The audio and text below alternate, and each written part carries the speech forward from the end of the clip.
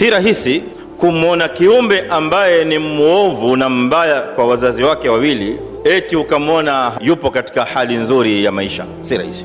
Alama moja kubwa ya shakaa ya mwanadamu ni kwamba ni muovu kwa wazee wake wawili, ni mbaya kwa wazee wake wawili. Ndio maana utamwona athari yake katika maisha inaonekana, hupata tabu, huwa katika dhiki, akitoka kwenye balaa hii aingia kwenye balaa ile, na ndio hivyo maisha yake mpaka kuondoka duniani, kwa sababu haya mawili hayakutani. Kwamba ukawa na birrul walidain kisha ukapata tabu katika maisha, si rahisi.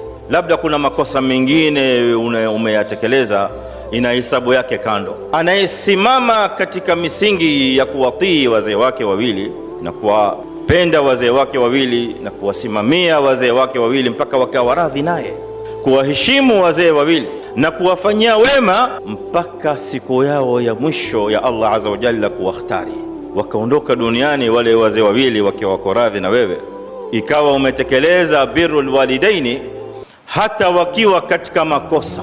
Katika Uislamu hakuna kosa linalozidi shirki, hakuna kosa kubwa kabisa katika Uislamu ni shirki. Lakini katika Qur'ani ni kwamba Muislamu hata babake au mamake akiwa mushrikina, hiyo sio sababu ya wewe kutomfanyia wema. Sasa ni sababu gani nyingine ambayo itakuzuia wewe usimfanyie mzee wako wema? Ikiwa baba mushriki na mama mushrika, lakini bado waambiwa wafanyie wema. Wa in jahadak ala an tushrika bi ma laysa laka bihi ilm fala tuti'huma, lakini wasahibhuma fi dunya ma'rufan, lakini kaa nao kwa wema katika dunia hii, wafanyie ihsani yao ile ile kama wazazi walivyokuzaa na walivyokulea. Hiyo itakutoa katika shaqa.